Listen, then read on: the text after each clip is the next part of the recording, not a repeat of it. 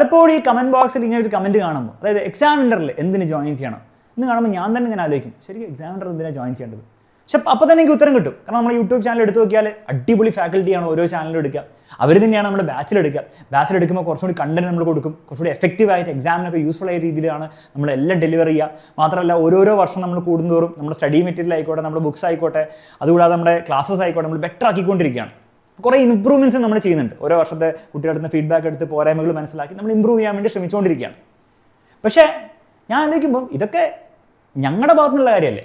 എക്സാമിനറിൻ്റെ faculty അല്ല, എക്സാമിനറിൻ്റെ എന്നൊരു ഈ ഒരു ഇൻസ്റ്റിറ്റ്യൂഷൻ്റെ ഭാഗത്ത് നിന്ന് നമ്മൾ ചെയ്യുന്ന കാര്യങ്ങളാണ്. നിങ്ങൾ എന്തിനാണ് എക്സാമിനറിൽ ജോയിൻ ചെയ്യേണ്ടത്? നിങ്ങൾ എക്സാമിനറിൽ ജോയിൻ ചെയ്യുന്ന ഫീസ് കൊടുക്കുന്നത് നിങ്ങൾക്ക് പഠിച്ച് മാർക്ക് കിട്ടാൻ വേണ്ടിയിട്ടാണ്.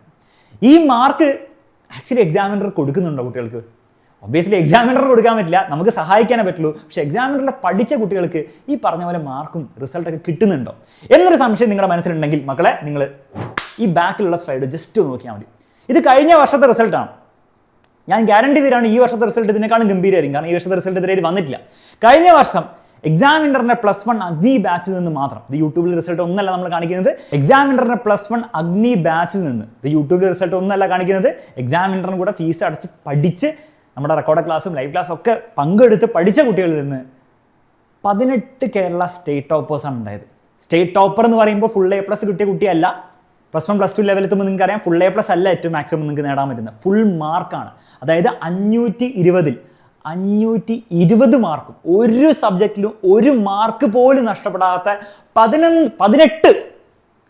18 കേരള സ്റ്റേറ്റ് ടോപ്പേഴ്സിനെയാണ് എക്സാമിനറിന് കഴിഞ്ഞ വർഷം പ്രൊഡ്യൂസ് ചെയ്യാൻ പറ്റിയത്. ഈ വർഷം എന്തായാലും ഇതിലും ഗംഭീര റിസൾട്ടാണ് നമ്മൾ പ്രതീക്ഷിക്കുന്നത്. ഇതുകൊണ്ട് തന്നെയാണ് നിങ്ങൾ എക്സാമിനറിൽ ജോയിൻ ചെയ്യേണ്ടത്.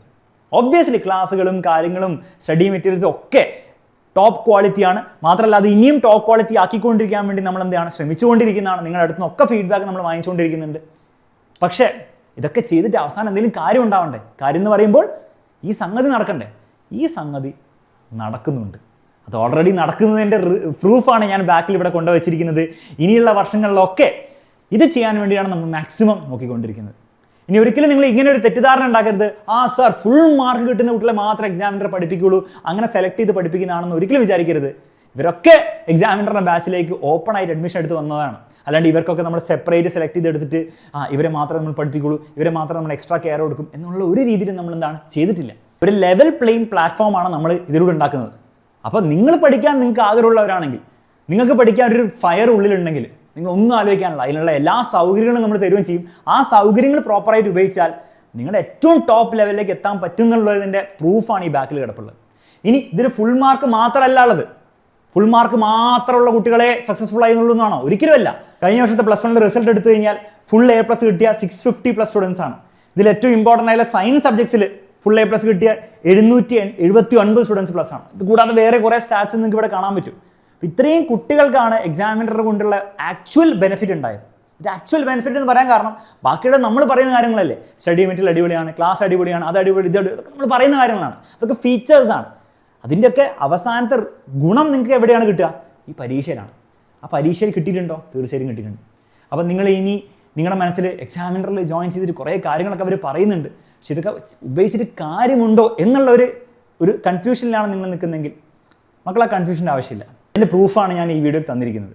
ഇനി അങ്ങോട്ടുള്ള വർഷങ്ങളിലും ഇതുപോലെ പ്രൂഫുകൾ നമ്മൾ തന്നുകൊണ്ടേയിരിക്കും. എക്സാമിനറിൻ്റെ കൂടെ കൂടുന്ന ഒരു കുട്ടിക്കും, അത് വെറുതെ വന്നിട്ട് ബാച്ചിലെ ഫീച്ചർ നോക്കി പോകുന്ന കുട്ടികളല്ല, അതിൽ ബാച്ചിലെ ഓരോരോ കാര്യങ്ങളും പ്രോപ്പറായിട്ട് യൂസ് ചെയ്യാൻ റെഡിയായ കുട്ടിക്ക് ഒരിക്കലും ഡിസപ്പോയിൻ്റ് ചെയ്യേണ്ട ആവശ്യം വരില്ല. അവർക്ക് ഇതിലും ഗംഭീരമായ റിസൾട്ട് ഉണ്ടാക്കാനുള്ള എല്ലാ സംവിധാനങ്ങളും എല്ലാ ഫെസിലിറ്റീസും നമ്മൾ കൊടുക്കാൻ റെഡിയാണ്. ഇനി അങ്ങോട്ട് അതും ഇമ്പ്രൂവ് ചെയ്യാൻ വേണ്ടി റെഡിയാണ്. അതുവഴി ഇതിനേക്കാളും ഗംഭീരമായിട്ടുള്ള, ഇതിനേക്കാളും ആൾക്കാർ നിറഞ്ഞിട്ടുള്ള സ്ലൈഡുകൾ 1 അല്ല 2 അല്ല 3 അല്ല 4 5 സ്ലൈഡുകൾ ഇതുപോലെ ഉണ്ടാക്കണം എന്നാണ് നമ്മുടെ ആഗ്രഹം.